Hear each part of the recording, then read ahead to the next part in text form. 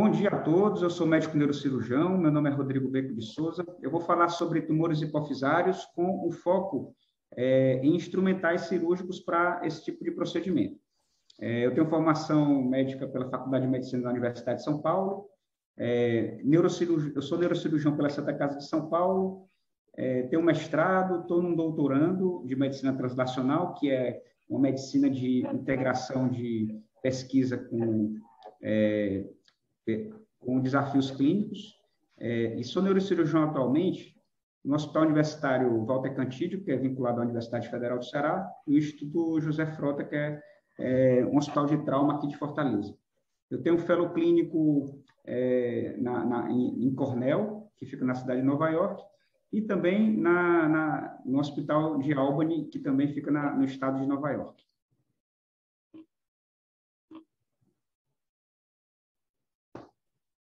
Os tumores hipofisários, eles têm uma classificação quanto à atividade hormonal, quando ele é dividido em funcionante e secretor, e não funcionante ou não secretor. Também é classificado pelo tamanho, em microadenomas e macroadenomas. Os microadenomas, quando eles têm menos de 1 centímetro, e macroadenomas, quando tem mais de 1 centímetro. Eles correspondem a cerca de 10% dos tumores intracranianos, e eles têm um comportamento normalmente benigno. Eles podem se expressar com síndromes clínicas, pelo efeito de massa que eles exercem, ou ser um achado incidental, no caso dos microadenomas não secretores.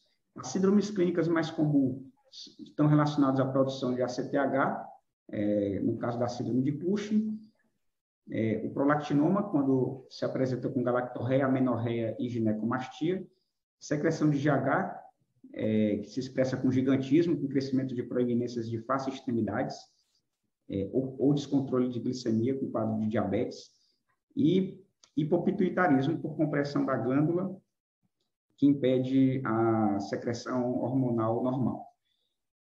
Por efeito de massa, ele pode apresentar com alteração visual, normalmente com perda de campo bitemporal, com cefaleia, quando tem relação principalmente com apoplexia, que é um sangramento dentro do tumor, ou por compressão da drenagem licórica, por compressão do terceiro ventrículo, que aparece com hidrocefalia.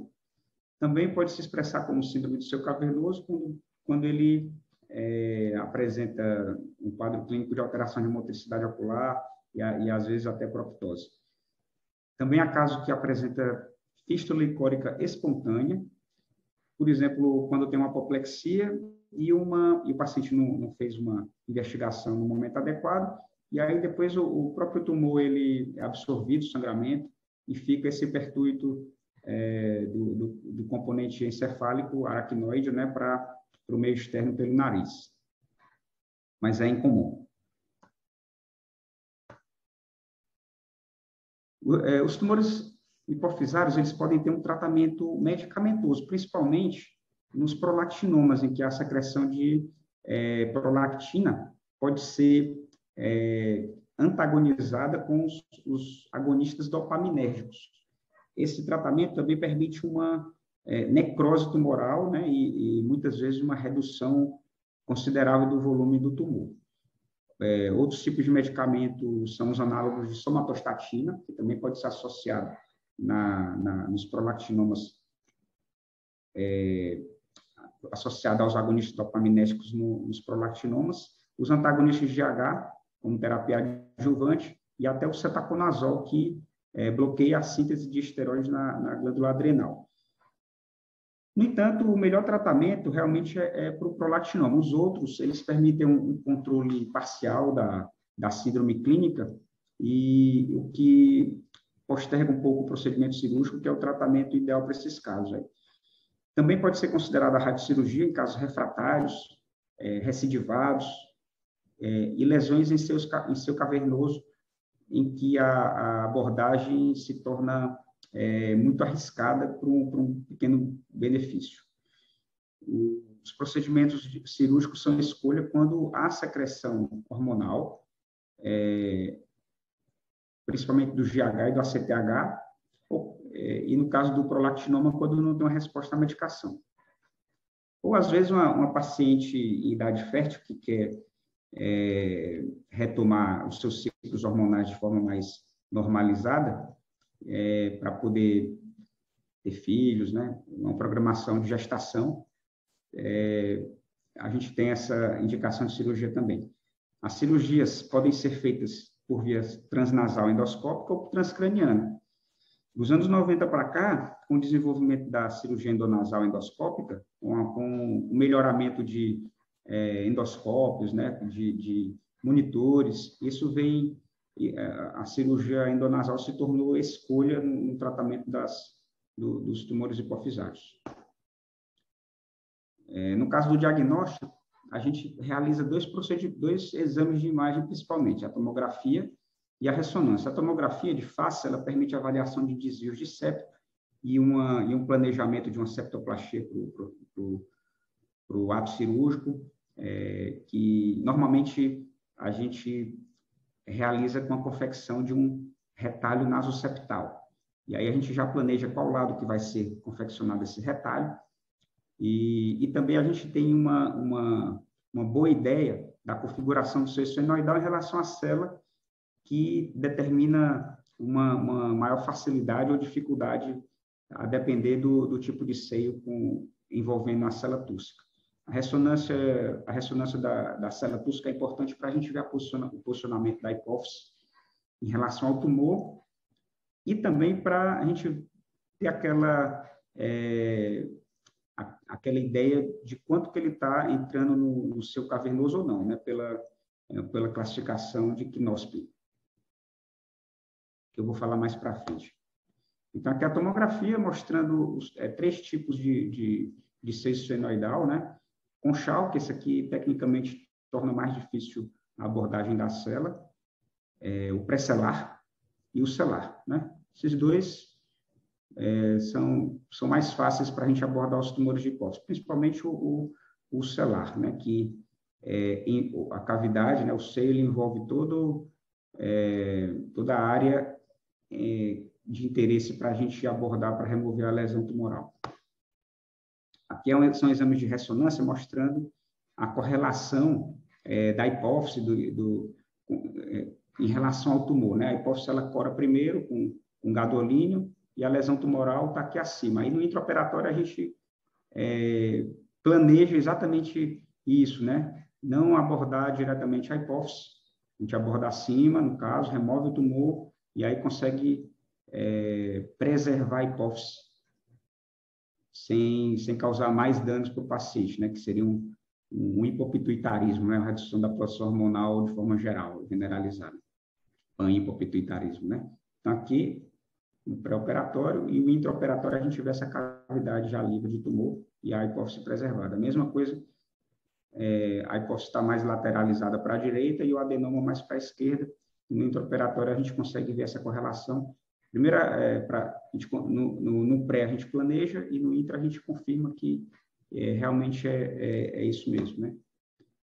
Um videozinho mostrando a inspeção final desse caso que a gente mostrou agora há pouco, né? A inspeção livre de cavidade, a cavidade livre de lesão tumoral. Então, os acessos minimamente invasivos, eles têm ganhado muito terreno com o desenvolvimento de instrumentais, de óticas melhores, de vídeos melhores, de câmeras de vídeo melhores e de monitores melhores, Full HD, 4K, né? Isso tudo chega para a gente na neurocirurgia e deixa a gente bastante entusiasmado com essas melhoras, né? Então, essas técnicas, elas permitem acessos, acessar cavidades naturais do crânio, evitando incisões, evitando cicatrizes, né, visíveis, né, cicatrizes visíveis, e permitindo uma melhor recuperação dos pacientes. No caso, a cirurgia endoscópica transesfenoidal, ela permite uma abordagem para tumores de base de crânio anterior, tumores de célula tússica, principalmente os adenomas e os craniofaringiomas. Aqui é um pouquinho daquele mini currículo que eu mostrei mais para frente, né, mostrando um pouquinho dessa trajetória. na microcirurgia, e aí depois eu venho me dedicando mais à cirurgia de base de cana e endoscópica. Nesse último fellow, que foi em 2020, logo um pouquinho antes da pandemia, foi até março de 2020, quando eu voltei de novo para Fortaleza, e continuei os trabalhos, né, junto com o pessoal da Macon para desenvolver alguns instrumentais, porque existe uma grande diferença de você trabalhar nos Estados Unidos, né? Aqui são fotografias de Cornell, onde eu fiquei, mostrando que eles têm um grande aparato, né, de instrumental, de tecnologia, né, com neuronavegador, com esses monitores de Full HD, né? Tem uma grande abundância de instrumentais, né? Então, tem várias caixas com diversos instrumentais em abundância, né? Instrumental cirúrgico e de material médico. Então, esse corredor ele fica logo atrás da sala de cirurgia e cada prateleira, cada conjunto de prateleiras dessa é direcionado apenas ao procedimento que está acontecendo nessa sala próxima ao cirurgião, né? Fica tudo bem disponível e tudo em abundância, né? No hospital em que eu costumo fazer mais essas cirurgias, que é o hospital universitário, a gente tem algum instrumental, sim. Tem o holder, né, que é o fixador do endoscópio, né? E quando eu voltei para cá, para começar a trabalhar com essas cirurgias, a gente tinha disponível os instrumentais de curetas em baioneta, né?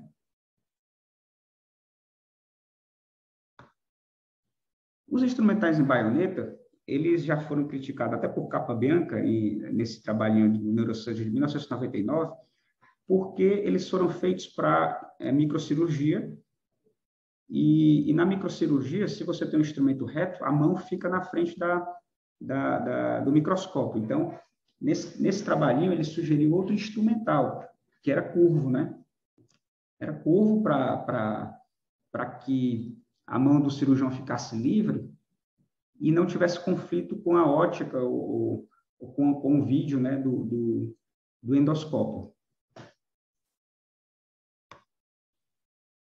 Então, assim, de certa forma, um histórico, falando sobre esse processo de desenvolvimento instrumental. Então, primeiro tinha esse instrumental em baioneta, que era usado em microcirurgia, e que foi criado para remover a mão do campo cirúrgico microscópico.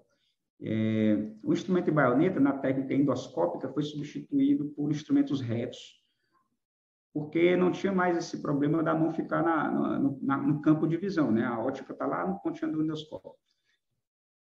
Porém, a mão do cirurgião acaba entrando em conflito com a ótica também e com a câmera, no instrumental reto, né? O professor de Cornell, ele tinha um endoscópio, não era um endoscópio que é utilizado pelo otorrino, que a gente tem uma prática maior aqui no Brasil, né? Eu aprendi na Santa Casa com esse endoscópio, com esse sinuscópio, né? O endoscópio endonasal da otorrino, que ele é mais curto, do que esse que ele usa lá. Ele usa lá um endoscópio que tem um comprimento bem longo, e aí esse instrumental não tem tanto conflito com a mão dele, mas é diferente da nossa prática aqui. Eu ainda acho melhor os instrumentais curvos, porque eles reduzem esse conflito da ótica e da câmera com a mão do cirurgião. E os instrumentais em baioneta, no entanto, eles têm a gente precisa ter uma diversidade grande de angulação de cada cureta, porque o fato de normalmente o comprimento da baioneta ser longo, da curva, quando você roda a sua mão para tentar uma posição melhor para curetar o tumor, você acaba tendo esse conflito de fato. Então, a gente tinha essa dificuldade aqui na nossa prática em Fortaleza e alguns hospitais que eu trabalhei também em São Paulo, a gente tinha essa dificuldade de instrumental, né? Tinha essa disputa, né, entre instrumentais retos e baioneta. Por conta dessa ótica curta, a baioneta tem uma disputa de espaço realmente com a mão do cirurgião, a câmera, o endoscópio e até o cabo de fibra ótica, né? E nós da neurocirurgia temos maior familiaridade com o instrumental em baioneta, pela prática em microcirurgia, né? E a gente percebeu que tinha uma escassez de instrumental nas redes hospitalares públicas, né? Mas é comum ter escassez de instrumental em hospitais públicos, não é o caso do hospital em que eu trabalho, do hospital universitário, mas nas redes privadas hospitalares também isso é muito frequente, não ter esse investimento em instrumental cirúrgico.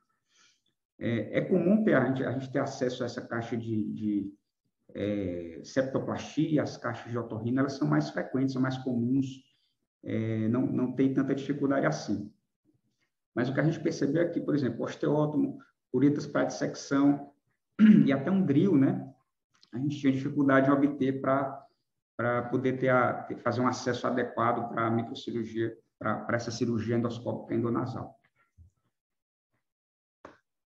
E aí o que a gente propôs de solução foi uma caixa com material mínimo para essa estérese tumoral. Excluindo aí a caixa de acesso de septoplastia, que a gente tinha mais acesso. Essa caixa era composta por um osteótomo, né? E um cabo que a gente chama de semi-baioneta, que ele não tem um comprimento de baioneta tão longo para atrapalhar no manuseio da cureta, por exemplo, na rotação da cureta, e permite que a gente tenha uma pegada delicada do instrumental, e aí permite uma dissecção mais fina, né, para você sentir o que é osso, o que é tumor, o que pode ser uma aracnóide, um tecido mole, que na hipófise, né, você consegue ter esse tato melhor, na minha opinião, com a pegada mais delicada do instrumental semelhante à baioneta, né? Então, essa semi-baioneta porque ele tem essa pequena curva que permite essa pegada, mas não tem essa forma em baioneta não dificulta a rotação do instrumento.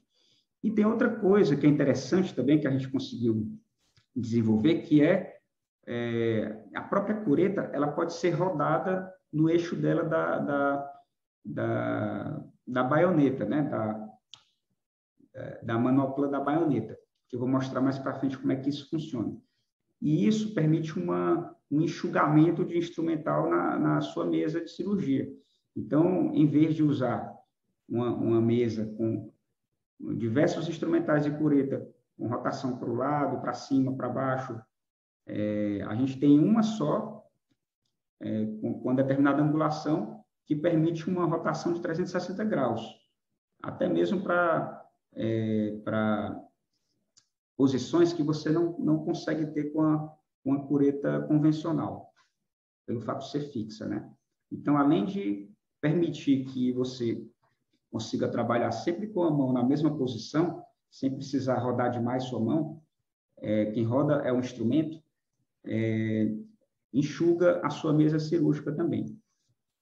Nesse conjunto de instrumentais mínimos, a gente também incluiu uma lâmina para abertura da dura máter e cápsula tumoral e um instrumento diamantado que foi exclusivamente desenvolvido para que a gente pudesse corrigir alguma irregularidade óssea no acesso. Então, como o osso da sela ele está fragilizado pelo crescimento tumoral, né? Ele fica ali, às vezes, na consistência de uma casquinha, uma casca de ovo, né? Então, a gente consegue raspar esse osso, né? Às vezes tem uma irregularidade que você ganha alguns milímetros com a correção dessa irregularidade que permite uma movimentação do instrumental mais livre, né? Mais segura, mais livre, que permite uma ressecção tumoral melhor. Então, esse instrumental também foi bem interessante, o desenvolvimento dele. Então, olha aí, o Wellington, né, que trabalha na Macon, ele ele veio aqui em Fortaleza, a gente conversou sobre esse instrumental, e ele incentivou a que a gente desenvolvesse todos esses instrumentos, né? Então, ele recebeu esse belo desenho aqui em outubro de 2019, né? E aí, logo, rapidamente, eles criaram esse instrumento aqui que saiu um pouquinho melhor que o meu desenho, né? Então, ó, aqui está com a cureta voltada para baixo, né? A gente, com facilidade, às vezes, com a prática, a gente, com uma mão só, a gente pode manter um instrumento lá na cavidade tumoral, ou próximo à cavidade, né? Apoiado no clivos, né? Que é mais seguro, que é um osso duro. Então, você pode deixar essa cureta lá, rodar, para você mudar a angulação da cureta e continuar trabalhando. Então, roda, mudei a posição da cureta para cima agora, mudou 180 graus. Então, ela é falo que é uma semi-baioneta, porque esse comprimento aqui é pequeno, é suficiente para você usar de uma forma delicada o instrumental. E aí, uma cureta que tem uma angulação, vamos dizer, 90 graus, né? Ela substitui diversas curetas, porque ela tem uma angulação, ela pode ter uma angulação para cima, para o lado, para baixo, né? Oblíqua para a direita, oblíqua para a esquerda inferior. Então, ela permite uma grande versatilidade, né? Então, tem uma de 90 graus, tem uma de 30 graus, tem um seeker, né? Que é um instrumental que permite uma dissecção, e tem aquele instrumental que é diamantado, que permite uma dissecção, uma correção de uma irregularidade óssea do assoalho celular, e ele tem na pontinha dele, é uma bolinha de aço, que permite que essa bolinha encoste na dura máter ou na cápsula tumoral, sem causar danos, né? E aí, no CBAM de 2019, a gente já tinha essa ideia, né? Já foi divulgada aqui algumas imagens com as cirurgias que eu já havia feito. E aqui, ó, mostrando a cirurgia que eu fiz semana passada, que se a gente trabalhar em um nóstril só, é possível com esse instrumental semi-baioneta aqui, ó, sem problemas, né? Normalmente a gente trabalha binóstril, né, usando as duas cavidades nasais, né? E não tem nenhum problema, né? De incompatibilidade, de dificuldade de rotação do instrumental, não tem essa dificuldade, não.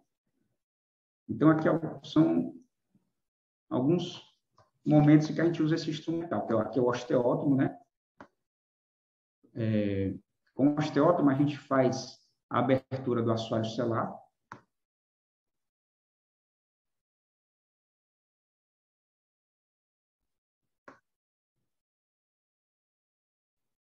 Aqui é complementando a abertura do assoalho celular. Primeiro foi superior, depois lateral. Aí o ossinho fica solto. Aí eu vou com o seeker e puxo esse fragmento ósseo, sem grandes problemas.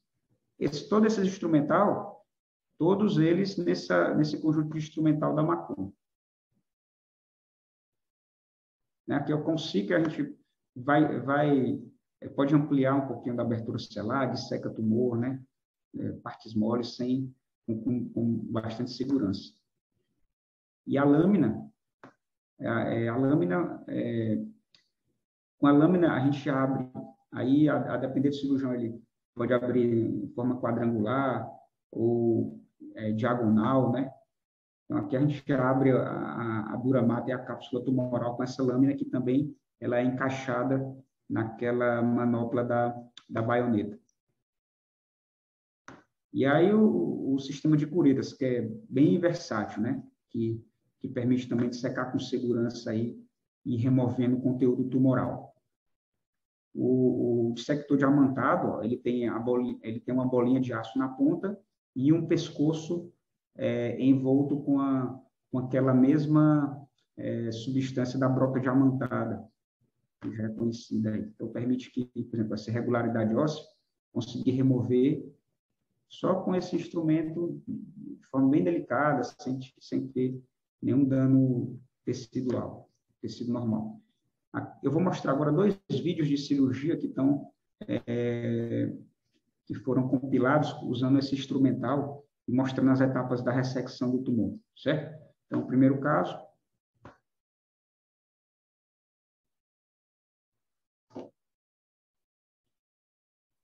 Aqui é usando o Seeker para remover aquele conteúdo, aquela componente óssea que já foi fragilizado com osteótomo, certo? Desculpa. O Seeker. Abertura da cápsula. Então, eu abri a cápsula tumoral com a lâmina, fiz um quadrado. Às vezes eu também faço diagonal, não tenho sempre esse padrão, não. Aqui eu abri de forma quadrangular, e aí com o Seeker eu removi essa cápsula. Rebati para cima, e aí já tem um conteúdo tumoral que com o sistema de curetas a gente consegue remover com facilidade e segurança. Aqui é o pós-ópio, tem um pouquinho de tumor aqui na lateral esquerda, e aí a inspeção final, mostrando aqui a aracnoide, a hipófise protegidas, e aqui é o retalho nasoseptal girado para cima da falha. Nesse caso 2, esse caso é da semana passada. Tinha uma infiltração de seu cavernoso à direita, comprimia chegava até o terceiro ventrículo lá para cima e comprimia quiasma óptico. E ele tinha uma insinuação já para o sexto senoidal, em que ele tinha um componente que já estava saindo por um buraquinho lá. Que é o quinóspio do paciente, desse caso, desse tumor, era 4, né, à direita, e à esquerda ele era 2, né, ele não passava da linha mediana, não. Entre as carótidas, né?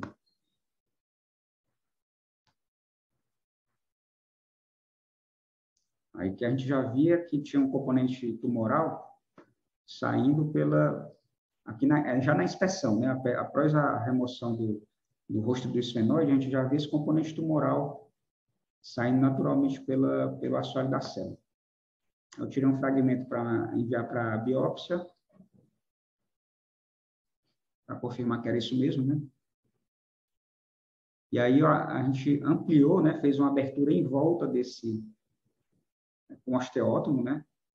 É bem fácil, né? Fazer essa abertura com osteótomo, né? O osso está fragilizado.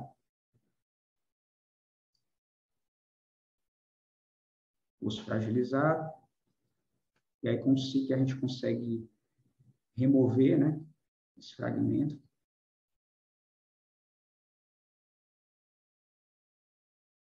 E aí o sistema de curetas rotativo, ele permite que a gente trabalhe com bastante segurança e com liberdade de movimentação. E aqui a inspeção da cavidade cirúrgica no final da cirurgia, né, o diafragma da célula ele cai, né? Tá até um pouco esverdeado, que nesses casos de tumores maiores a gente usa fluorescência intratracal. Então aqui já configura o final da cirurgia com a cavidade livre de tumor.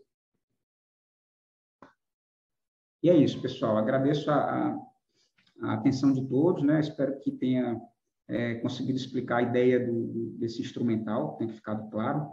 E eu quero dizer que é bem fácil de usar, né? Esse instrumental e permite a resolução de alguns problemas da nossa prática diária na cirurgia de tumores de hipófise, na cirurgia de base de crânio, principalmente. Essa estátua está na Universidade de St. Louis, né? O nome dela é Self-Made Man, né? Mostrando que é importante a gente estar sempre se trabalhando, né? Para tentar ter mais liberdade, no caso, né? Primeiro, imagino que ele começou essa libertação dessa rocha, né? Da cabeça, né? Alguém primeiro libertou a cabeça e a partir disso daí ele começou a ele mesmo se trabalhar para ter essa liberdade.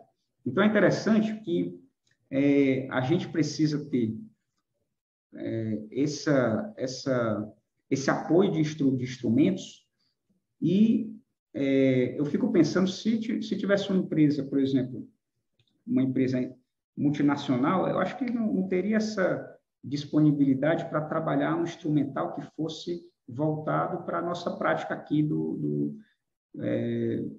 Brasil, né? Pelo menos das regiões em que eu consegui trabalhar. Então, aí eu também agradeço a Macon, né, por ter dado essa atenção e ter disponibilizado pessoal de engenharia, né, para trabalhar nesses instrumentais, para que a gente pudesse ter esse kit, né, ter esse conjunto de instrumentos que permitam um tratamento adequado para o paciente, né? Então, isso é importante a gente ter aqui empresas fortes e que possam nos auxiliar na nossa realidade, tá? Porque na realidade do neurocirurgião nos Estados Unidos é diferente, é de abundância, né? Não tem esse conflito do que é que vai usar, do que é que pode usar, certo? Então, obrigado a todos e até uma próxima.